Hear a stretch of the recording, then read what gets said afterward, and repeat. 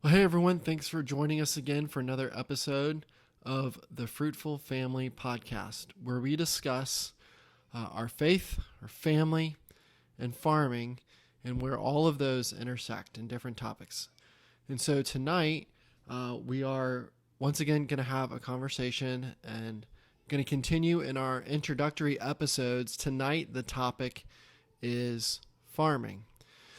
And so we've got a few questions to go through in our conversation, and this probably won't be one of the longest episodes that we do, but we hope it'll be a good introduction to farming and that we can give some of our story about farming with hopefully some practical takeaways.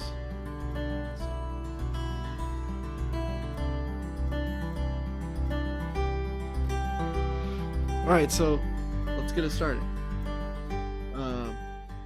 We live on a farm. We do. We have 15 acres. And we have been doing this full time for over a year and a half now, in addition to our elderberry enterprise. And how long have we been doing farming just in general? Not as a full-time, but kind of like romantic homestead. I was just going to say, I'm not sure I would have called it farming, Right. quote unquote, before, but we've been gardening, We jumped having in the fruit homestead trees, train. chickens, all that. I don't know. Has it been 7 years? Give or take. Just about. Yeah. Yeah.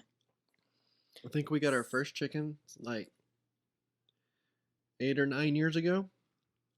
But that was a short-lived experience. But we've really been doing it. Really, it was longer than go. Consistently, though, for about 7 years. Yeah, we've been every year having some sort of garden, some sort of chickens. Yeah. For 7 years. So one of the questions I get a lot is, you must have just grown up around this stuff and you know how to do everything already. Like, this is just generational knowledge that you have. Survey says. Not true. So here's what I think. I think the blessing of not growing up on a farm for both of us really is that we could do it in a regenerative way. Because just to be honest, farming has not primarily been regenerative farming the way that they would have farmed 150 years ago, you know, kind of from Adam and Eve to 150 years ago. And what we mean by regenerative is that it's sustainable. It's not just good for us in reaping a product, right? But it's also good for the animals that are involved. It's good for the ground and the earth, the soil, all of those things. So instead of monocrop, it's diverse, right? Rotational in nature, free range, no confinement, that kind of. And by confinement, I mean, like, we don't have like free range cow. Well, we did have free range cows for a little bit. Not unethical confinement. Right. Confinement that someone would look at and be like, ooh. Like CAFOs. I don't think the animals are enjoying that. Like when you watch Food Inc. and you see these CAFOs with hundreds of cows packed into, 2 acres. Right. And it's just inches of mud. Like, that's what I mean by confinement. We have grass pastures and things like that. They're obviously confined within fences, but in ways that are good for the ground, good for the animal. Right. And that's not to say that we don't benefit from monoculture, because we do. I mean, we buy feed from a mill that is primarily non-GMO. That's what we buy. But, I mean, is it coming from monoculture? Probably. It probably primarily is still. Yeah, I mean, at the volumes that they do and stuff like that. Right. So it's not to say that we don't see some benefit to the way that it is done sometimes, but really for quite a while, in the last, 75 years, it really was, that's how people thought farming had to be. It's like when you go shop at Menards, you get the choice between good, better, and best. Mm-hmm. right? So, Right. you know, and then there's just like a tragic way of doing things too. That's just terrible for the earth and everything. But back to the original question. Yeah. What experience did you have coming into our homestead farming? Yeah. I mean, the closest thing I had, my first two boyfriends were dairy farmers. And so I hung out with their family some and with them some. But that was really it. And it was really fun. I mean, beautiful farms, well kept animals. We're talking like probably 100 cows at the most on each farm. Um, their families had gardens. They would trade for other things. So that was really, and my grandma always had a garden growing Right. up. That was the extent of every year we would go apple picking in upstate New York, and we went to a local orchard and got strawberries and stuff. But I wasn't really around. The extent of my experience is my granddaddy was a dairy farmer. Right. And so as a kid, I was, fascinated with the tractors and the animals. And there are pictures of me helping him milk and things like that in my camo coveralls and all of that stuff. Um, but I think the allure and the romanticism of that wore off by the time I was like 10 years old. And that was when I realized this wasn't fun. This was work. And I no longer wanted to go out and help him. But I grew up in suburban St. Louis in a single parent home. And so, uh, and in the part of the area that I was growing up, the county I was growing up was one of the fastest growing counties in the Midwest. Mm. So farmland was shrinking significantly. There was a cornfield randomly here or there, but for the most part, it just did not exist where I was. And if it was there within 5 years, it was going to be developed into a subdivision. Mm. Um, so yeah, my experience was zero, Right. really, Yeah. real So life. where I grew up in upstate New York, it's still very agricultural. At least it was when I was growing up. I think it probably still is. Upstate New York, right next to Canada, is not a whole lot of. It's kind of like living in Alaska. There's not People a lot don't there. just move there for fun. So since neither of us had all this generational knowledge and skills, uh, how did we learn how to do anything? And I'll say first of all, we are still learning. Yeah, for sure. And that's the part of the beauty of it, I think, is that you never stop learning and figuring out how to be better, more sustainable, things like that. But where And did we learn? yeah, I mean, and so much of it depends on where you are too, and how much rain you're getting that year. I mean, so much of successful homesteading really is dependent on where you are and what the conditions are that year. But we honestly, Justin Rhodes, we have him to thank for a lot of the knowledge that we have. I think we started watching his YouTube channel Mm-hmm. around the time that he started doing the 100 days of food growing. Yeah. And that really lit a fire under us to want to do what he was doing because it looked attainable. And I think we had 4 or 5 kids at that point. And we didn't want to just buy everything from Whole Foods or Trader Joe's. And then, yeah, we just have read books and over time. Yeah. So I think that's it. Like, it was YouTube and it was books. We got, we have some friends that are pretty heavily involved in the homesteading movement that are authors themselves. But we never really depended much on them. Um, right. A lot of it was Justin Rhodes, watching his videos. Every time a new video dropped, we were on it. That's where I learned to butcher chickens. It's where I Mhm. learned to um, build a milking stand for a cow. All those things. Yeah, I mean, for you in particular, it started with going hunting. Yeah, So I think once you learned that you could and wanted to butcher a deer, process an then you animal. Yeah, thought, "Oh, well, I can if I can do a deer, I can do a chicken or a rabbit." and I mean, just to be honest, um, any quadruped, so any animal that walks on four legs. So, guys, if you hunt and you process your own deer, you can butcher a pig, you can butcher a cow. It's the same, basically the same anatomical structure. And so um, you can do that. You can you can process the same thing. And so YouTube, watching videos, reading Joel Salatin's books. You can farm, like a super empowering title. We have visitors from the living room. As you see Starla mouth, go away. um yeah, so and the last piece of it was just doing it, right? Like you can watch every YouTube video there is on butchering chickens, and you can read every book that Joel Salatin or John Moody Right. or anybody has ever published. And you don't know jack squat until you take a knife out there and you slice the chicken's throat, let it bleed out, pluck it, and eviscerate it.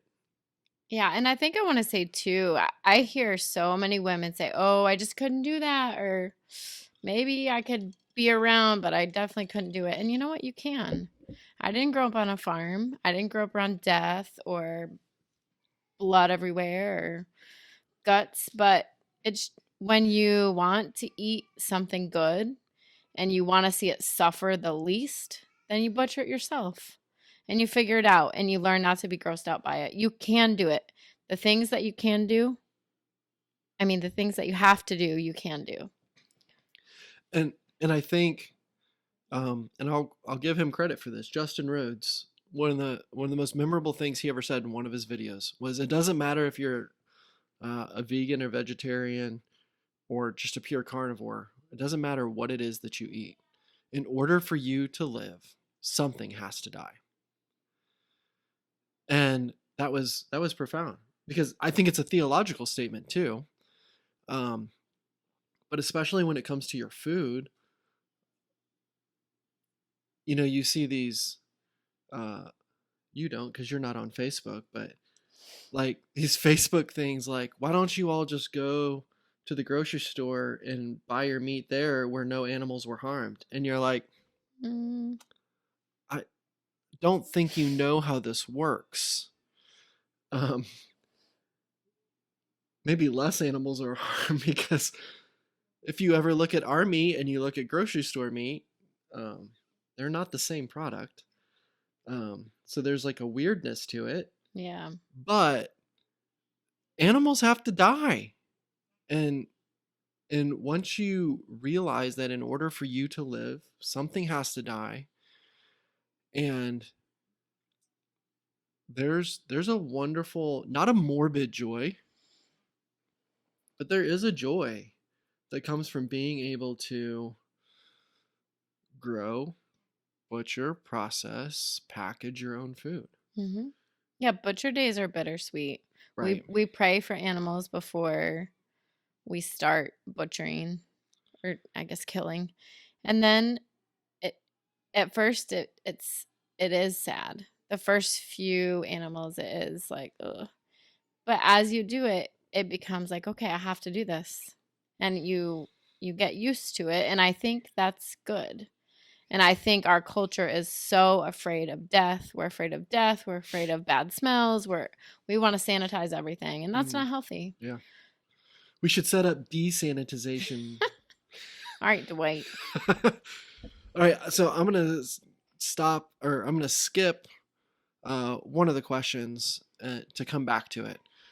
So, with all of that, what are some of the things that we do and have done? Because we're not doing everything on our farm currently, Right. that we have done. We have Hmm. taken really the past year to really focus on the elderberry business that we have now, which we're almost at a year. Yeah. In 2 weeks. Hmm. 2 weeks from tomorrow will be 1 year, at least from the time of recording this. Um, So we are doing some things on our farm, but what are the things that since we've lived on this property, this 15 acres, can you think of all the things that we I think have done and so. we are doing? Yeah, so we did rabbits for a while. That didn't work out super well, but we're gonna try again, I think, this year. Rabbits worked really well at our last property. Hmm. Have not worked out great for us here. Right. So rabbits, meat chickens, which I think we will do again at some point. I think we'll resume that in the spring, probably. Turkeys. Turkeys. Don't know if we'll do turkeys again. Uh, ducks. Ducks. They are delicious. Give them a try. They're a lot of work, though. Laying chickens, so eggs. Egg layers, yeah. We have bees. Bees. We currently sell honey. Yeah. We've had cows, and we may at some point in this spring maybe have a cow for us and maybe a cow to sell milk from. We'll see. And so we had cows for dairy, and then when we would breed them and they would calve, the calves would go into our freezer. I mean, we take deer from our own property. I don't know if that hunt. counts. Yeah, sure. It's part of homesteading, I think. We have vegetables. Yeah. We did worms for a little while. We tried it. Maybe we'll try that again someday. Yeah, I won't count that. We sell sourdough bread and bagels. Yeah. Where are we at here? That's 10 things. 10. Right there. We sell soap. We make and sell soap. I think as far as homesteading, that might be everything. I'm a massage therapist and do massages, but I don't know if that counts as homesteading. I mean, it's part of the whole. It's part of our income. Yeah. And then the elderberry. Yeah. So that's give or take. That's at least 13 things that we are involved in. Oh, pigs too. Yep. We forgot the We've had pigs and we've sold pig meat. So I guess that's 14 things that we have over the last 4 years sold on our property. Yeah. That we've turned into real income on our property. So circling back to this question now, how in the world can we raise 8 kids, do a podcast, be faithful members at our church, have a business, do homesteading, all of this stuff?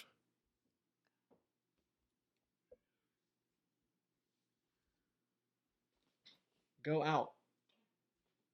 Stop coming in.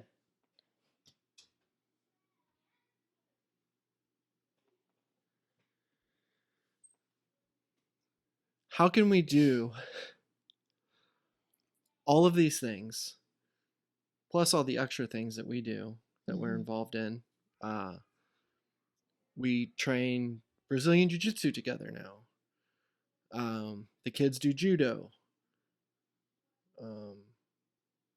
Along with, all of the homesteading activities, the members at a church, being active there. How do we do all that? How are we able to do that?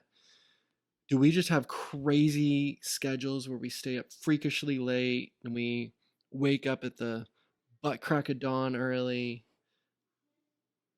I mean, there are times when we stay up late, but certainly not every night. And not even most weeks. Like there have been times where we've had to stay up and do homesteading stuff. But What's our average bedtime? We're in bed by 10. And we're probably asleep by 10:30. We're pretty close to asleep by 10 o'clock every night. Yeah. And our typical wake up time, between 6 and 7. But sometimes I go through seasons where I wake up at like 5:30. And me, on jiu-jitsu days, I'm up at 5. Mm-hmm. And if it's not a jiu-jitsu day, because I'm not milking right now, when I was milking, it was consistently 6 a.m. every day. So usually asleep by 10, up at 6. Because Starla is not, but I require an 8 hours sleep. She's good on 4 to 6, generally. I've got to have 8. I know that about myself. But usually between 5 and 7, I'm awake. Yeah, day. so homesteading has gotten exponentially easier since he came home from being a full-time pastor. But even that aside, I would say the way that we get everything done is really a lot of things are family time. Yeah. So our big kids help often. I mean, we had a lot of times this year where girls were staying up with me, snapping beans and freezing them, or Baking they'll bread help bake bread sometimes.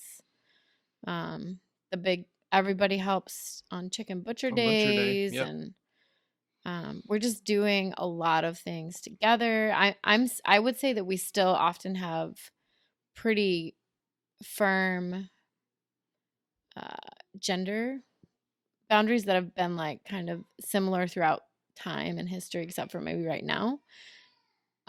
So I'm primarily the one that takes care of the inside of the house. Hmm. You primarily take care of the outside. Um, but you do help with nap time, with getting littles down, Right. and you are a great cook. So I mean, you do cook sometimes. Your food is often better than mine, but I'm just I the think one that primarily does the cooking. the key to doing so many things that we do is that it doesn't fall on just one of us to get any of those things done. Now there are things that I need to do alone, Hmm. and I have to do alone just because of strength or whatever. Or she's gonna, like today I mowed all day Hmm. um, while she was homeschooling the kids. But there are days which she prefers that I stay away from the bagels. The one time I helped, they did not come out very pretty. Right. And that wasn't your fault. It's just, it's often easier for one person to get a job done for certain jobs. So we couldn't both mow. Right. It wouldn't really make any So sense.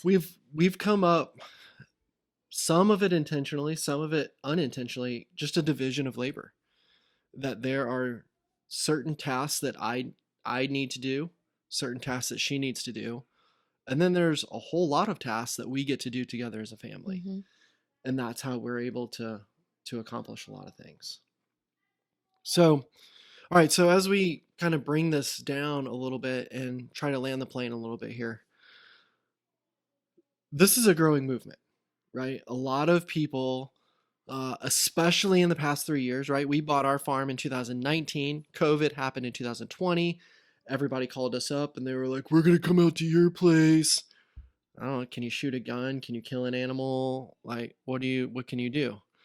Um, no, I just want to eat food.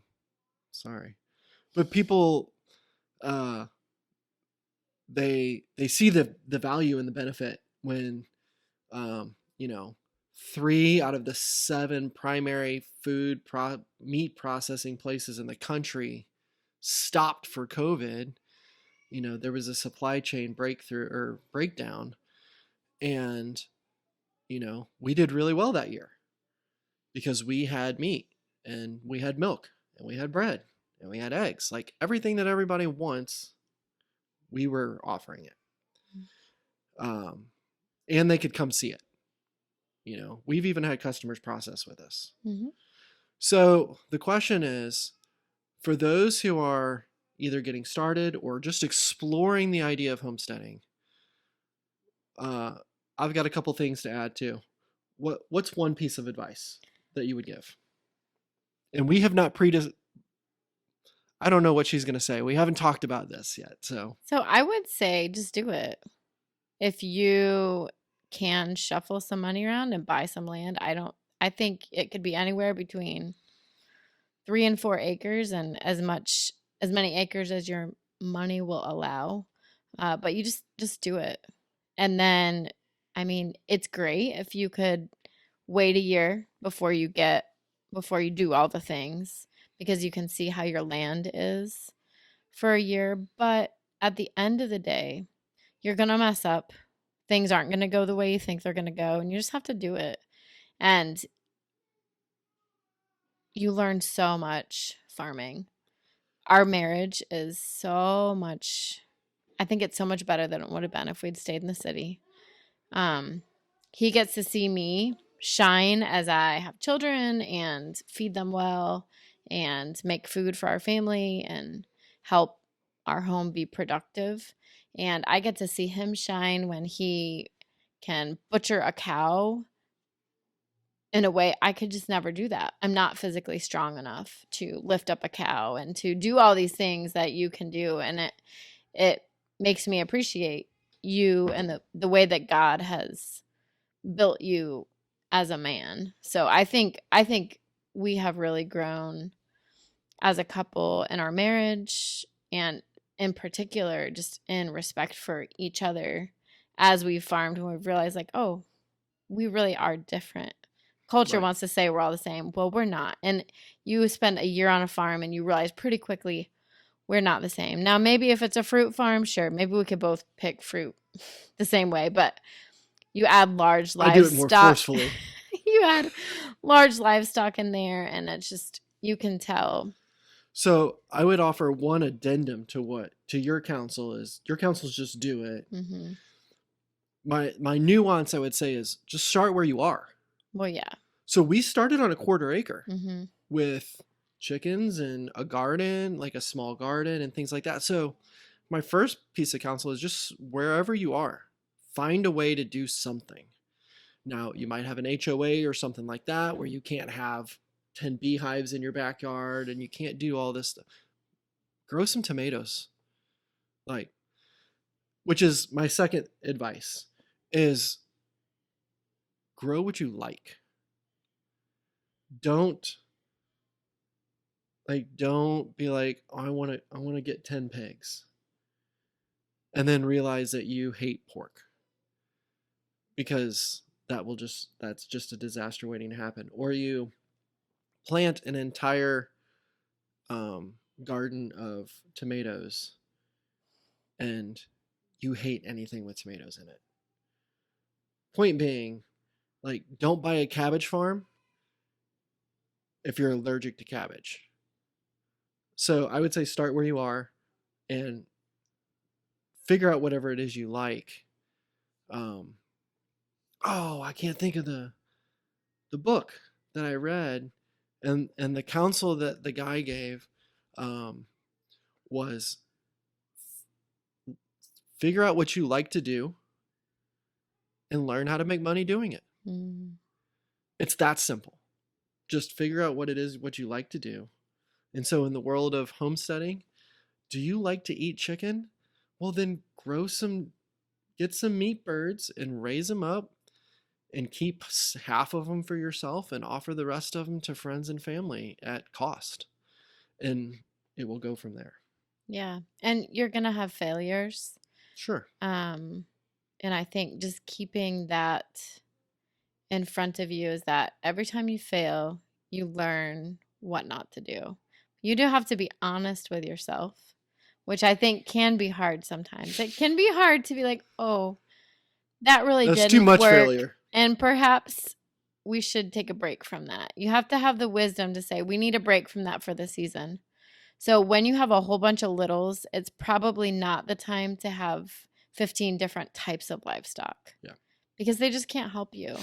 But 10 to 15-year-olds, you could have a ton of livestock because they can all help you do all that They stuff. can drag chicken tractors all day long. And they love to earn the money doing it. Right. I think that's I've learned this. Your farm is going to have layers. Things are going to get better over time, especially if you're soil building. Your soil is going to be good someday, but it's going to take time. And it's more than likely it's going to take time. And it will just get better over time also if you do it right. And your farm is going to look better over time because you're going to have time to set up really good systems. But I think we live in a culture that wants everything instantly. We're an Amazon culture. And it's just farming takes more time than that. So you have to have realistic expectations going into it. So our counsel is, let's just recap that counsel. One, just do it. Mm-hmm. Right? 1A is do it where you are. Just start where you are. Do what you like. And then be patient. This is not a get rich quick scheme. it takes money, and it takes time, and it takes effort and a lot of work to be successful at farming and homesteading. But it's a rich reward for sure. Absolutely. And then I think fifth, I would just add, look for beauty in all of it. Even if things aren't going perfectly, if you look outside, you're going to see something beautiful, and you need to let that feed your soul. Because that's, I think, how God intended it. He intended us for us to be outside, and for us to have children and to teach them and to find what he made beautiful. And that is really I don't want jewels. I love just seeing the grass with dew on it when it's shining in the sun. I mean, that is beautiful. And I think lucky for me. Happy anniversary. There's some dew on the grass. And I think that's how God intended it to be.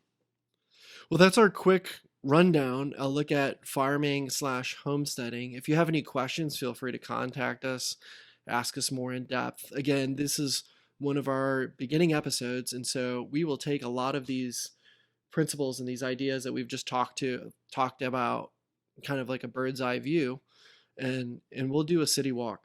We'll get out boots on the ground and talk about some of these other things in more detail as we progress through this series. But we hope you enjoyed it. We hope you found it helpful and encouraging. We hope that you continue to listen and like us, follow the page, and that you come back for more. So as always, go in peace and be fruitful. Have a